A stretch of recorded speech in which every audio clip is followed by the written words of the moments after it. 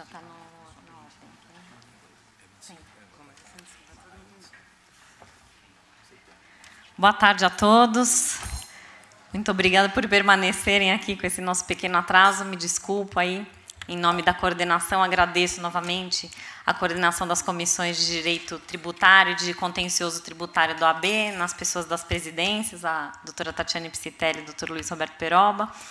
E vou diretamente passar a palavra à doutora Karen Jureidini Dias, que vai trazer algumas contribuições aí da tributação indireta no que se refere aos créditos de PIS e COFINS e as controvérsias, que nós sabemos que não são poucas, e a gente não tem enfrentado isso com a facilidade que foi apresentada aqui e o mesmo tom que a Procuradoria apresentou no primeiro momento, né? Nem todas são doutoras Marianas e Julianas Furtados, antes fossem.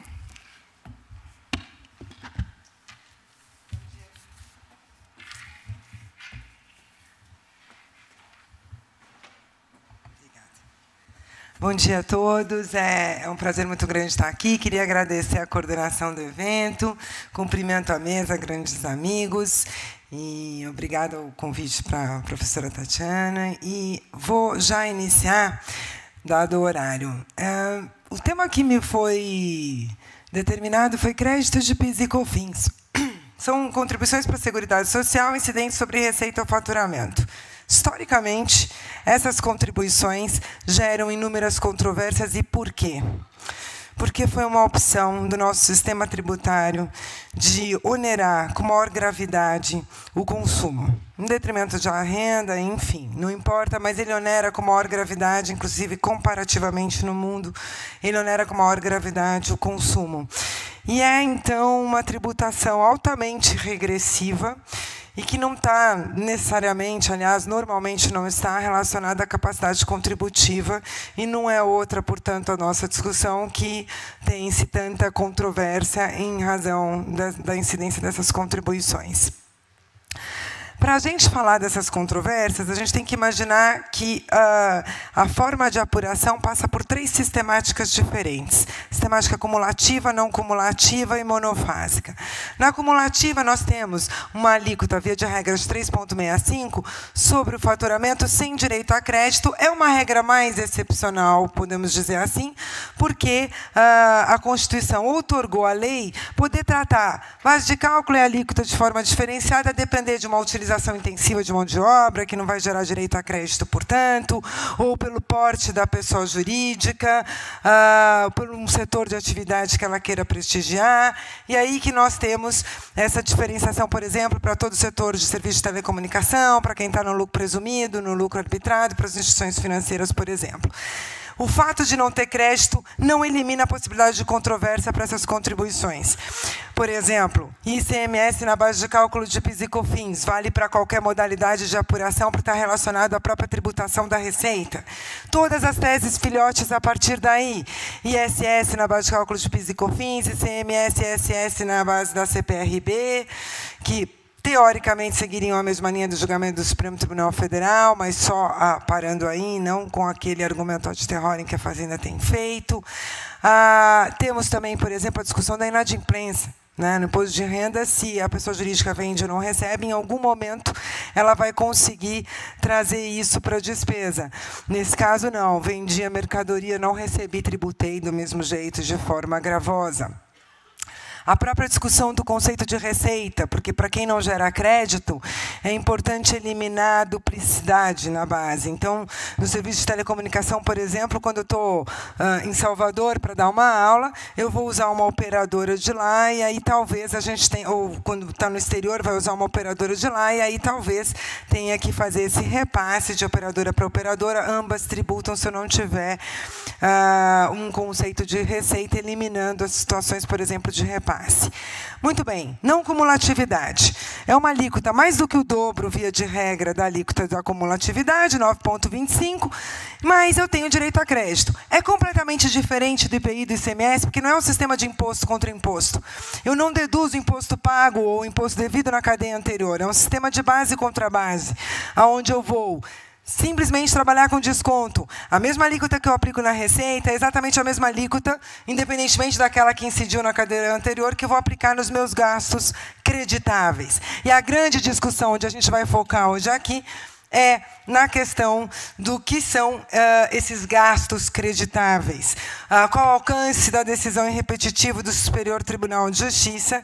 E a gente vai ver que, com a nova instrução normativa, também o que podemos esperar da exclusão do ICMS na base, porque, pelo que eu entendi, a gente vai chegar lá, está exatamente no final, a nova instrução normativa acabou de nos tolher o crédito, no crédito da aquisição ICMS que nós pagamos, e nós ganhamos no Supremo Tribunal Federal, e, pelas minhas contas, vamos pagar mais do que pagávamos antes. Com a inclusão do ICMS na base, a gente vai chegar lá. E, por fim, nós temos a sistemática da monofasia, onde é uma alíquota majorada em relação à própria alíquota da não cumulatividade, mas incide uma única vez. Também a Constituição deu autorização para a lei tratar quem está no não cumulativo e determinar em que hipóteses as contribuições incidirão uma única vez. Para, especificamente, o monofásico, de forma muito breve, a gente tem uma discussão que é, se incide uma única vez, quem compra tem o direito ao crédito? Então, imagina, eu saio da fábrica, vendo para a distribuidora, foi com uma alíquota majorada, a fábrica tomou o crédito de tudo, e, quando a distribuidora vende a alíquota zero, ela tem direito ao crédito ou não?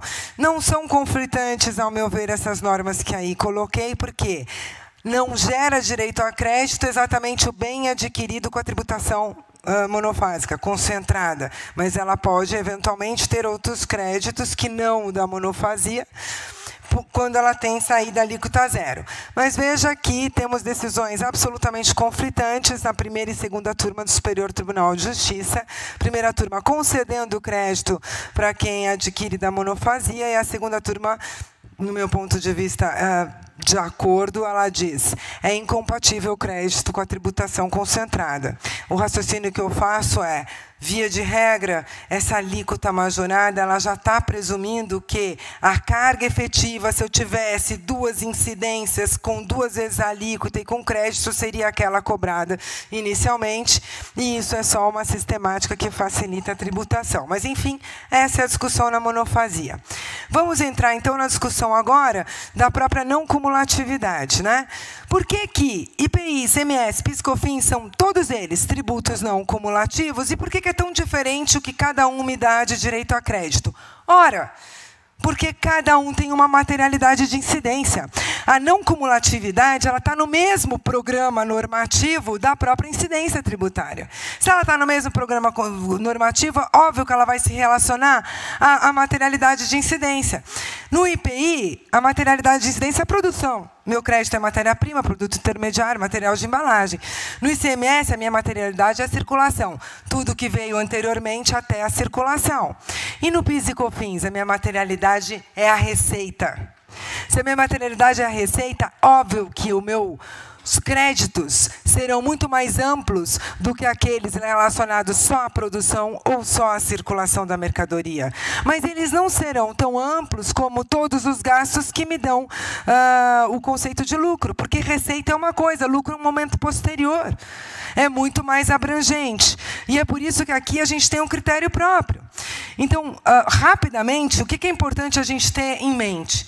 Eu tenho uma situação de comércio, onde eu tenho créditos de bens para revenda, né, bens que eu adquiro para revenda, as devoluções, os fretes e as armazenagens.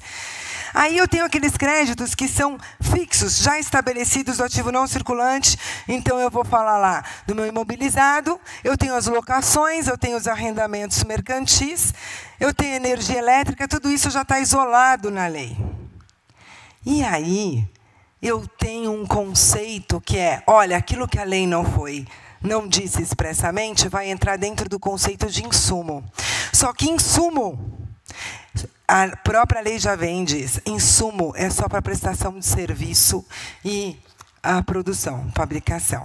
Então, por que o comércio não vai ter outros créditos? O comércio não vai ter outros créditos porque foi delegada a lei à não cumulatividade, a lei não deu insumos para comércio. Como é que tratou a jurisprudência disso? A jurisprudência tem constantemente negado o creditamento de insumos para comércio, mas recentemente ainda não está publicado o acórdão, por isso que eu coloquei o número só do processo administrativo. Uma empresa comercial recebeu o direito, num processo administrativo ainda pendente, obviamente, de recurso da Fazenda, ela recebeu o direito de se creditar de propaganda e publicidade. E eu trouxe propositadamente esse que ainda não foi publicado, que é o único favorável que eu conheço, e o outro, que também é de uma comercial em que foi negado, porque os dois... num tem um voto vencido e no outro, justamente o fundamento do voto vencido é a razão do contribuinte ter vencido, que é, olha, o comércio é um setor extremamente agressivo, competitivo e, portanto, a publicidade tem relevância e essencialidade para a receita que ele vai oferir. Não passou, no outro, sob o mesmo fundamento, é o que passou, matéria não definida. Agora, ignorando o comércio, vamos para o nosso conceito aqui de insumo para a prestação de serviço e comércio. Alguém pode me dar só o tempo, porque eu preciso controlar aqui. E aí eu tenho... as teses que aconteceram. Receita Federal tentou restringir, pelas duas INs 2002, 2004, lá nos anos de 2002 e 2004, tentou restringir o crédito para o mesmo conceito de IPI. Vieram decisões que alargaram para o conceito de gastos necessários à atividade do imposto sobre a renda. Concluiu-se, já em 2014, na Câmara Superior do CARF, concluiu-se que o critério é próprio. E ali se pacificou a questão praticamente no CARF, no sentido de dar um critério. O critério é próprio do PIS e COFINS, dada a sua materialidade de receita. Já naquela época, uma indústria alimentícia recebeu do Tribunal Administrativo o aval para se creditar de indumentária, que é toda a vestimenta necessária para a higiene daquele ambiente. Assim caminhou o Superior Tribunal de Justiça, em 2015, com teste de subtração, e depois, 2 anos e meio depois, veio o repetitivo. Nesse repetitivo, se diz o seguinte, vale o teste de subtração. O que significa esse teste de subtração? Muito bem interpretado pela Procuradoria nessa nota 100 que tem sido citada. Significa o seguinte, gastos efetivamente, comprovadamente incorridos, que ou bem integram o processo produtivo ou a prestação de serviço, ou bem não integram, mas são relevantes a tal ponto que, sem esse item, não é possível a produção ou a prestação de serviço, ou, ainda que possível, se lhe retirará a qualidade, a quantidade ou a suficiência. Ou, ainda que nada disso ocorra, é determinado por imposição legal. Essa nota também vem e diz, mas olha, Fazenda, veja bem, o STJ, a despeito de ter dito que era ilegal as nossas instruções normativas, não disse que é legal estender igual ao imposto sobre a renda. Então, esse critério tem que ser entendido dessa forma para efeito de insumo e mais. Ele não afeta aqueles casos em que é efetivamente proibido o direito ao crédito, como, por exemplo, tudo aquilo que não sofre incidência de PIS e COFINS na cadeia anterior, mão de obra para prestação de serviço. E aí, então, a gente tem hipóteses em que a Instrução Normativa 1911, tentando se adequar à decisão do Superior Tribunal de Justiça, a Instrução Normativa, tentando se adequar à decisão do Superior Tribunal de Justiça, ela traz casos de insumo expressamente negado e expressamente concedido. Quando ela expressamente concede, por exemplo, nos casos de imposição legal após finalização, no caso de intangível, que é uma coisa nova que ela veio dizer, olha, bens e serviços para composição do intangível vão gerar direito ao crédito, mas eu vedo se esse intangível não for concluído, né? Transporte, não só o de venda, que já estava dito, mas o transporte entre estabelecimentos, se o bem estiver não acabado, pode, se estiver não acabado, não pode, mas veja, essa instrução normativa, quando ela expressamente concede, ela não não é exaustiva. Eu posso ter vários créditos que ela não está expressamente concedendo, ela não tem como ser exaustiva, porque eu tenho sempre um critério relacional. O meu insumo é ou não insumo a depender da relevância para aquela atividade. Então, é óbvio que ela não vai ser exaustiva. Quando ela veda, essa vedação também não é absoluta, gente. Por exemplo, ela veda vestimenta. Mas, a indumentária para a indústria alimentícia pode. É justamente a matéria do repetitivo, ela veda seguro. Agora, dá para prestar um serviço de transporte de mercadorias ou de transporte de valores sem seguro? Existe essa prestação de serviço? Não. Então, pronto. Então, essa é a questão. E aí eu tenho uma situação, por exemplo, de frete. Eu tenho frete de venda, lá no final, na ponta, que é expressamente permitido, mas eu tenho frete entre estabelecimentos, que enquanto o produto não está acabado, pode, depois do produto acabado, se for entre estabelecimentos, não pode. Mesma coisa em embalagem. A embalagem de apresentação do produto, como ela faz parte da venda daquele produto, pode.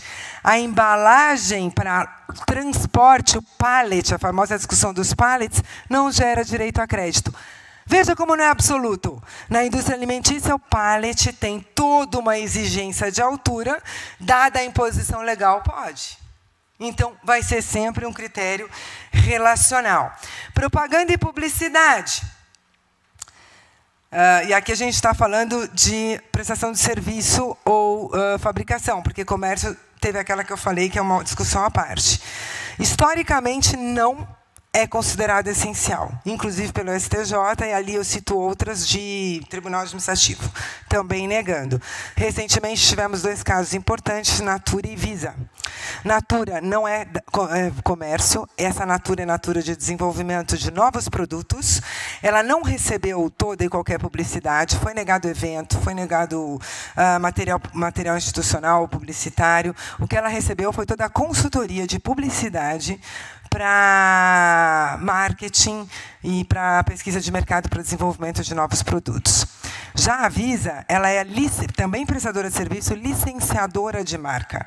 Então, a propaganda não foi considerada não acidental, mas sim integrante do próprio coisa, porque se o que ela vende é a marca, ela precisa ter uma marca forte, senão eu não vou passar o cartão Visa na loja, a loja não vai usar a minha bandeira. Esse foi o raciocínio. Enfim, tudo passível de recurso especial ainda. Além das repercussões gerais da prestação do serviço, tá, gente? Que foi extremamente onerada. Por quê? Porque o maior insumo da prestação de serviço é mão de obra. Essa é a grande discussão do IBS na reforma tributária. Grande insumo da prestação de serviço é a mão de obra. Estamos com um problema aqui na prestação de serviço, que quando ele tem uma alíquota de 9,25 e pouco crédito, ela realmente foi bastante onerada, está discutindo isso em repercussão geral. E a extensão dessa não cumulatividade também, há anos. Eu vou concluir já para dizer o seguinte, e, enfim, última questão que eu quero tratar do crédito e de forma muito breve. Eu só perdi a minha conta do tempo aqui, porque o celular não consigo olhar, mas não está funcionando. Mas, assim, eu devo estar com ele se esgotando, eu vou falar muito rápido. A gente teve a tese firmada em repercussão geral pelo Supremo Tribunal Federal, dizendo o ICMS não integra a base de cálculo da contribuição ao PIS e da COFINS. Certo? Tese firmada. Anos para essa matéria ser decidida. Anos de insegurança para a matéria ser decidida. A matéria é decidida, não integra a base de cálculo de PIS e COFINS. Ok? Vem a Fazenda e diz: vamos definir se é o ICMS a recolher ou se é o ICMS destacado na nota. Para mim está claro que a decisão, pelo menos, tinha decidido que era o ICMS destacado. Mas qual é a alegação da Fazenda? A alegação da Fazenda é: o ICMS destacado, se eu tirar ele da base, o que eu vou tirar ele da base é um valor muito superior àquele que vai ser repassado ao Estado. Então, nesse exemplo, nos 2 pontos da cadeia, cada um vai repassar 9, será repassado ao Estado 18. Será retirado, num primeiro momento, 9 da base, num segundo momento, 18 da base. Ora, mas eu paguei por esse crédito. Ora, esses 18 entraram na base e entraram por dentro. Porque se o meu valor é 82, se o preço está 100, é porque para calcular o ICMS ele entrou na própria base. Então eu não estou falando de recuperação de ICMS, estou falando de recuperação de PIS e COFINS. E o PIS e COFINS entrou nas duas bases. Mas, enfim, essa é a discussão. Enquanto roda esses embargos, e enquanto esses embargos não são decididos, o que fez a instrução normativa? Se de um lado ela tentou se adequar ao conceito de insumo do repetitivo, olha o que ela fez em relação à decisão do Supremo Tribunal Federal. Ela vem lá e ela, no artigo 27, ela fala o seguinte: base de cálculo da contribuição. O que eu posso excluir? Posso excluir devolução, posso excluir cancelamento. Eu não posso excluir o ICMS da base. Só se eu onerei o Estado, eu estou em litígio. Se eu confio no precedente como norma geral e abstrata, estou na roça, vou ter que pagar. E se eu, então, vou lá e onero todo o país e vou para o litígio, porque ninguém quer respeitar o precedente, então eu vou para o litígio. Quando eu tiver o trânsito em julgado, eu posso excluir o ICMS da base. Quando o Supremo já disse, já nem julgou a DC dizendo que a questão está resolvida, eu não posso. E aí ela vem igual a solução de consulta e diz: você só vai tirar da base o ICMS a recolher, que é aquele percentual do ICMS sobre a totalidade das vendas sujeitas ao ICMS por situação tributável. E aí, aqui eu quero parar. Olha isso. Olha o que ela fez com o crédito. Não é um sistema de desconto das minhas aquisições? Olha a IN anterior. Na minha aquisição, compunha o custo de aquisição ICMS. Ela mudou. Ela tirou o ICMS da composição do custo de aquisição. Em outras palavras, ela está dizendo, no teu crédito de PIS e COFINS, o valor do ICMS que compôs o teu custo de aquisição saiu. Mas veja que não saiu o ICMS que o outro recolheu. Ela está tirando do meu crédito o ICMS destacado na nota da minha aquisição. Então, essa planilha aqui, que eu não vou ter tempo de explicar, mas essa planilha aqui, depois dá para dar uma olhada bonitinha. O que acontece? Situação antes do julgamento do Supremo Tribunal Federal. Eu pagava aqui um valor de 2.280. O que significava? Dentro da minha receita, eu tinha o ICMS na base, dentro do meu crédito, eu tinha o ICMS na base também, aumentando o meu crédito.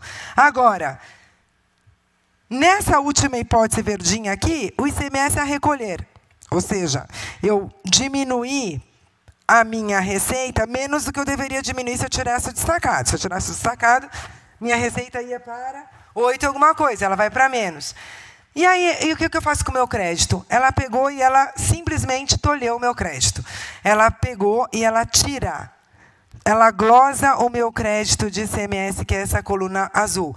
Se eu somar a receita da coluna verde e descontar o crédito da coluna azul, eu vou pagar mais do que eu pagava no ICMS cheio antes da decisão do Supremo Tribunal Federal. E com isso eu encerro. Muito obrigada.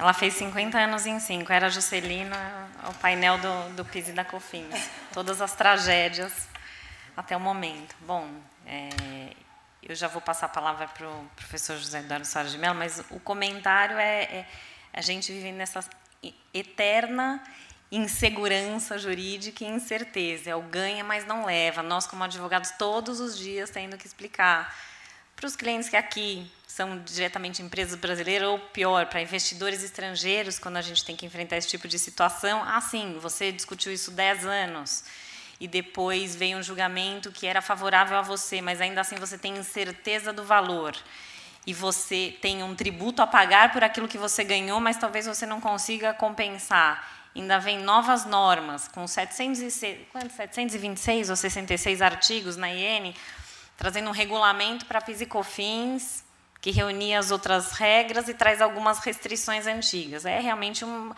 desafio muito grande, né?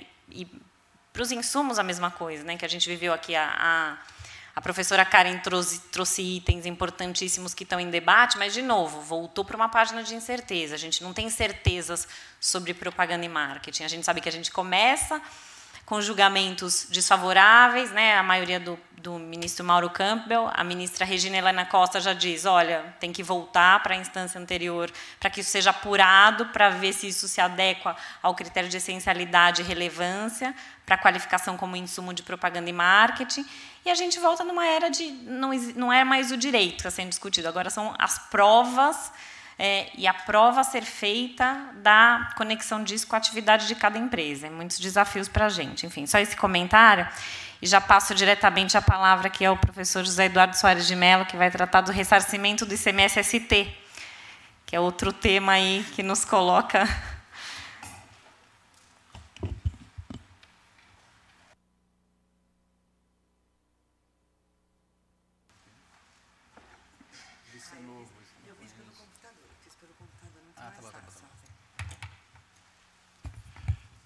Em primeiro lugar, bom dia a todos. Eu quero agradecer à OAB a generosidade, a gentileza, na pessoa da minha querida amiga Tatiana e toda a equipe, de estar aqui para falar de um tema de direito tributário. Também quero cumprimentar a mesa, a Karen, que eu respeito muito, não só pelos conhecimentos jurídicos, mas ela é faixa preta em artes marciais. Então, cada vez que eu encontro, ela está com o braço quebrado, a perna torta, e ela falou com tanta empolgação, falei, ela vai avançar em cima de alguém.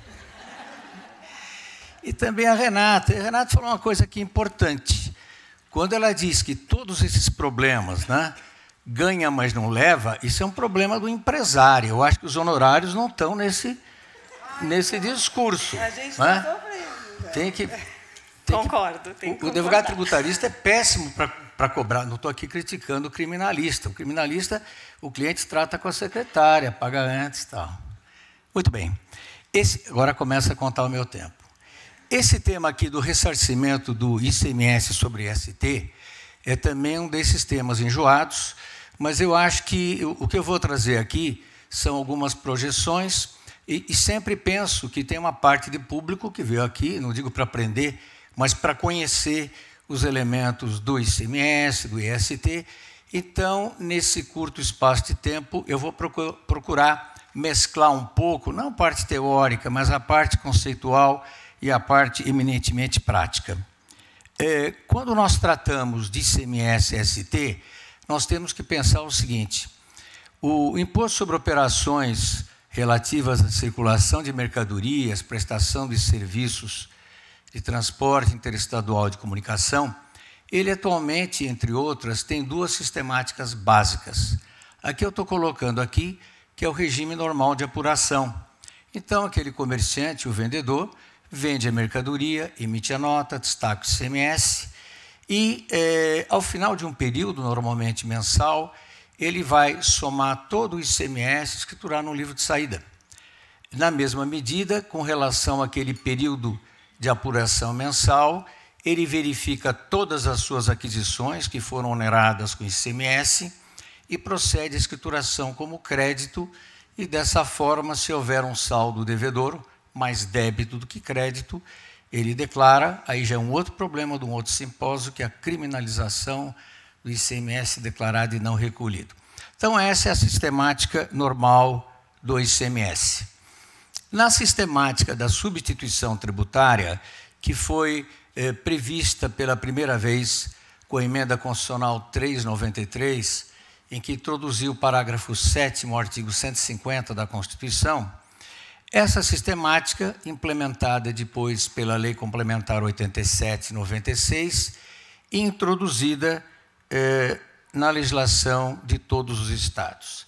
Então, como é que funciona a sistemática da substituição tributária para que nós tenhamos uma melhor compreensão desse ressarcimento do ICMS-ST? A sistemática, 3 modalidades. A que nos interessa é a última modalidade.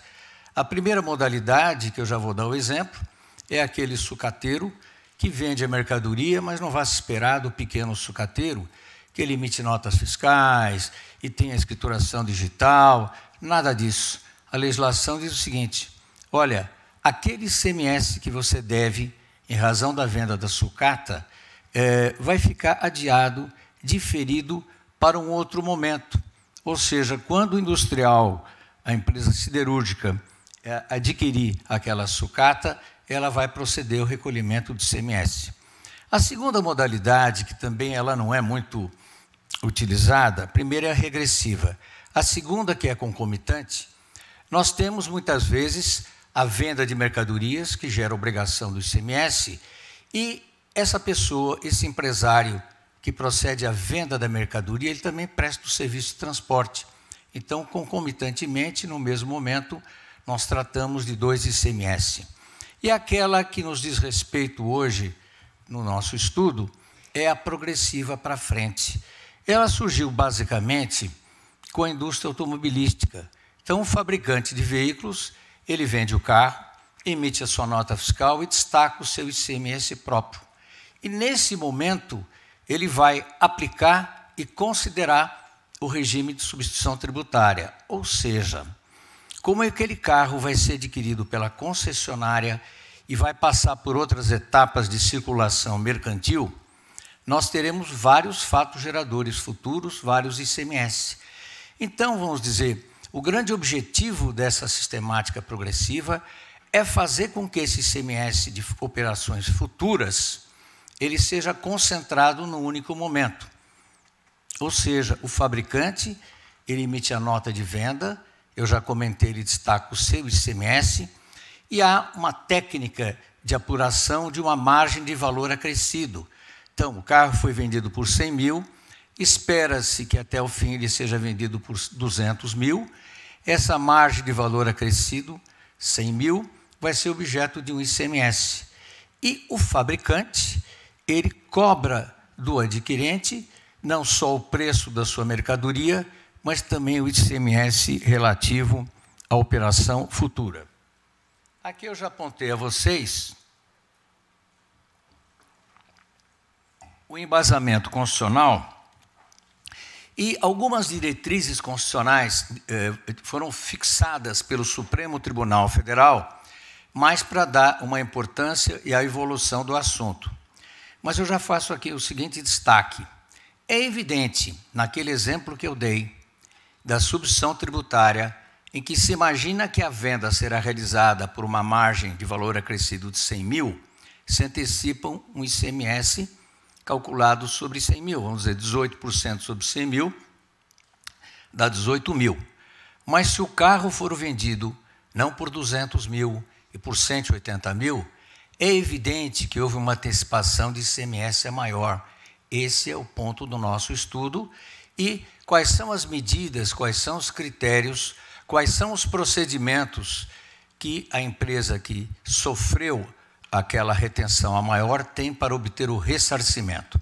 Num primeiro momento, nós tivemos aqui um acórdão de 1999, em que o Supremo legitimou o regime da substituição tributária. É claro que todas as projeções estão aqui na OAB, se ela autorizar, depois vocês terão acesso mais fácil. Então, esse acórdão disse, ok, a substituição tributária é legítima. Aí, nós passamos a ter alguns problemas. Em 2002, o Supremo entendeu o seguinte, veja, a empresa, ela cobra um ICMS relativamente a fatos futuros. Ou seja, se ela vendeu a mercadoria, ainda que por um ICMS, um preço menor do que aquele que fosse presumido, ela não terá direito à restituição. Isso lá no passado. Só terá direito à restituição se não houver a venda, ou seja, se não houver fato gerador nenhum. Posteriormente, eu só vou avançar aqui, esse acórdão de 2016, que é o que está dando margem ao grande questionamento, o Supremo apreciou essa matéria, ou seja, se deveria conferir a restituição integral. Ou seja, você vendeu por um valor menor, a diferença é tua, eu vou ressarcir. E dois processos foram examinados no Supremo. Um no âmbito, isso aqui é importante, um no âmbito de Minas Gerais, um recurso extraordinário de Minas Gerais, e o outro, uma ação direta de inconstitucionalidade ajuizada por São Paulo. Vamos ter aqui um grande efeito diferencial. Nesse controle difuso, eu vou apenas destacar o ponto principal. Há um tema de repercussão geral, que é o que nos interessa, que diz o seguinte: é devida a restituição da diferença de ICMS pago a mais na ST para frente, se a base for inferior à presumida.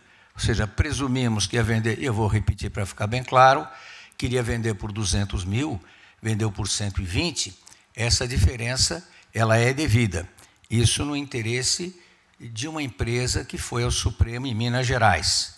Lá, finalizando, diz o seguinte: altera-se o entendimento lá do início desse século, porque lá ali só se permitia a restituição se não houvesse venda.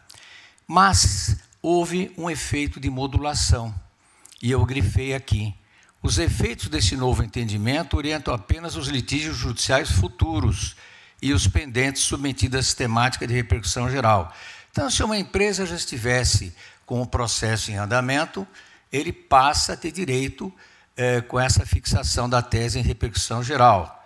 Agora, quem não entrou com ação nenhuma, apenas para frente, evidentemente não vai poder pleitear o ressarcimento. Num outro momento, ou seja, talvez no mesmo dia, no âmbito de controle concentrado, aconteceu uma coisa curiosa. São Paulo, durante muito tempo, tinha editado uma lei em que concedia o direito à restituição. Ou seja, não precisava o contribuinte ir à justiça para pleitear, esperar anos e anos, precatório e tudo mais. Só que as normas internas de São Paulo também dificultavam, mas permitia. Tendo em vista que poderia haver um sucesso, São Paulo entrou com uma ação direta de inconstitucionalidade da sua própria lei. E nesse dia o Supremo, na medida em que julgou a questão de Minas Gerais, falou: olha, tem direito à restituição. Também disse na decisão de São Paulo que a norma, a lei de São Paulo, ela era plenamente constitucional, ou seja, não deu provimento à ADIM. E aqui eu destaco pontos que me parecem importantes. Primeiro, descoincidência entre o valor real e o valor presumido. Ou seja, o valor real não foi 200, o valor real foi 150, presumiu-se 200. Então, é uma base de cálculo fictícia. No momento da antecipação, tributou-se, utilizou como um valor presumido de operação um valor maior. Evidentemente, o ICMS da diferença seria o ICMS fictício, e nós sempre, advogados, quando não temos lá um grande argumento, falamos: não, isso fere o princípio da segurança jurídica e certeza do crédito tributário, né? E o cliente fica convencido, né? Ele fala: olha, esse advogado é o melhor que tem. Quais são os obstáculos normativos? Aqui vamos ao caso de São Paulo. Aconteceu o seguinte: diversas empresas pleitearam à justiça o reconhecimento da diferença. Eu não trago aqui porque também seria enorme. E as câmaras de direito público do Tribunal de Justiça de São Paulo se dividiram. A lei de São Paulo falava: olha, eu lhe dou direito à restituição, mas apenas para os casos em que se tratar de preço fixado. E, evidentemente, essa norma era inconstitucional, porque não houve nenhuma restrição dessa natureza na decisão do Supremo. Então, algumas câmaras, elas concediam um mandado de segurança para que pudesse, ou seja, usufruir o crédito relativo à diferença, outras câmaras não davam. Então, se suscitou, e eu já vou destacar aqui, já estou indo para o fim, se suscitou uma arguição de inconstitucionalidade numa das câmaras de direito público. E aí eu tive a oportunidade, é sempre uma coisa complicada, de proferir a sustentação oral no órgão especial do Tribunal de Justiça. Vou só ao ponto aqui curioso. Me parece que, como essa tese que a Fazenda levantava só quando houver o preço fixado era meio pobre, durante o tramitar dessa arguição de inconstitucionalidade, foram levantados alguns outros problemas. Em primeiro lugar, a Fazenda disse que isso não era objeto da arguição de inconstitucionalidade. A inconstitucionalidade era a norma paulista que falava: você só tem direito à restituição no preço fixado, nada mais. Aí a Fazenda disse 4 casos. Primeiro, precisa ter um procedimento administrativo prévio, ou seja, o contribuinte que vai pleitear a restituição, ele tem que pedir, não se sabe quando vai ser julgado. Com relação a isso, o meu ponto de vista É evidente que se o Estado, a unidade da federação, tem o poder de exigir o tributo, ele também tem o direito de fiscalizar. Mas existem decisões também, isso não existe para tudo, né? Existem, e é mais uma, né, Karen? Você só mostra para o cliente aquelas decisões boas, né? Então, eu digo o seguinte, é claro que a administração tem que examinar essa matéria, mas existem essas decisões que falam que pode ser dada, liminar, tal. Segundo lugar, sempre um argumento levantado pela Fazenda, repercussão financeira. Então, diz, você precisa provar que esse valor não repercutiu, porque o ressarcimento tem a natureza de uma repetição de indébito e precisa ter a autorização do destinatário ou provar que ele não sofreu ônus, que eu acho que aqui não é o caso. Terceira situação, a modulação dos efeitos. Aqui que é o ponto fundamental. Veja, o STF, naquele acórdão relativo a Minas Gerais, ele modulou. Ou seja, só se aplica a quem tem litígio em andamento ou para caso futuro. Mas no caso da DIN, não houve modulação. Isso é tranquilo. Aí alguém pode argumentar, mas é evidente que se ele modulou no um, deve ter, o outro vai por tabela. Não é bem assim. Porque na ação direta de quem vai estudar aí a questão constitucional, na ação direta de inconstitucionalidade, o que o Supremo fez foi projetar o efeito ex tunc, ou seja, essa norma é válida desde a sua edição. Se o Estado de São Paulo diz que tem direito à restituição, não tem que projetar nada para lá. E há nesse acórdão, se amanhã alguém tiver um interesse mais acurado, há uma manifestação do ministro Barroso muito interessante nesse sentido. Aí, aqui já estou indo para o fim, realmente, eu destaco os 2 pontos que estão sendo objeto de questionamento. O quarto obstáculo normativo é que a Fazenda argumenta o seguinte, muito bem, o contribuinte quer ter direito ao ressarcimento do ICMS-ST porque ele não vendeu por 200, vendeu por 150, ele quer a diferença. Agora, se essa antecipação foi de 200 e ele vendeu por 250, eu quero o meu complemento. É claro que isso é até uma questão de lógica jurídica, mas isso não é objeto da decisão do Supremo e nem da arguição de inconstitucionalidade. Eu estou apontando aqui embargos de declaração e recurso especial. E aqui, indo para o fim, eu comentei a apreciação que foi feita agora em agosto pelo Tribunal de Justiça de São Paulo, e o tribunal teve 2 decisões.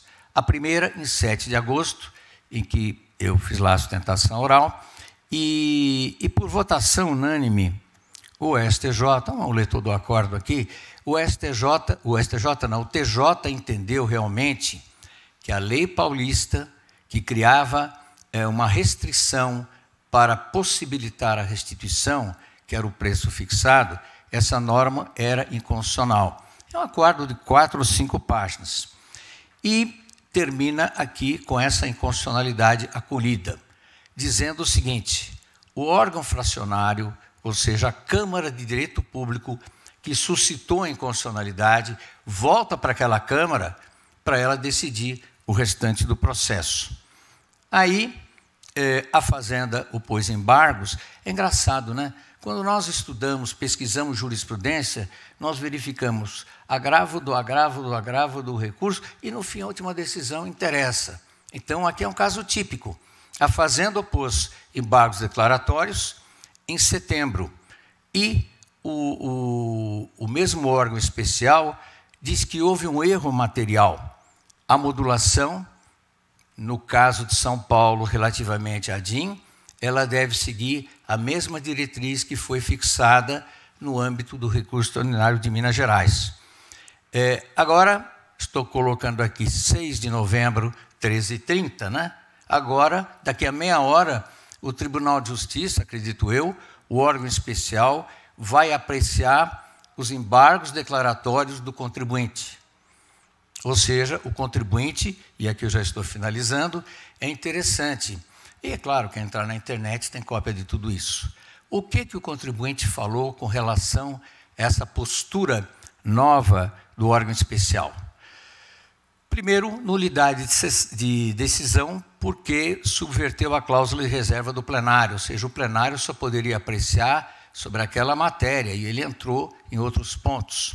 Não houve intimação da parte, o Supremo é que fixou a modulação num caso e no outro não fixou, então o órgão especial não poderia fazê-lo, e haveria uma decisão extra petita. Então, eu acho que, em rápida síntese, eram alguns argumentos que eu podia trazer a vocês, e agradeço muito a atenção e a paciência.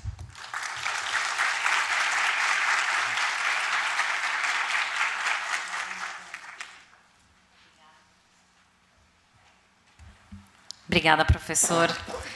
Bom, como a gente vê aqui, os casos têm muito em comum, né? A gente está tratando de PIS, COFINS, ICMS, aqui no caso, ressarcimento, mas toda vez que tem um tema de devolução de crédito, que está previsto na Constituição, que passou pelo crivo de tribunais superiores, a gente se vê às voltas, com manobras de procuradoria, como eu disse, nem todos como a Juliana Furtado e a Mariana Vieira, que estiveram aqui com a gente, e normas infrarregulamentares, portarias. Então, qual a diferença da portaria CAT 42 para o parecer COSIT 13? Né? Além de tentar dizer além de endereçar os julgamentos dos tribunais superiores como se fossem dar exequidade àquele julgamento, colocando numa forma que restringe totalmente o direito do contribuinte e não permite os créditos.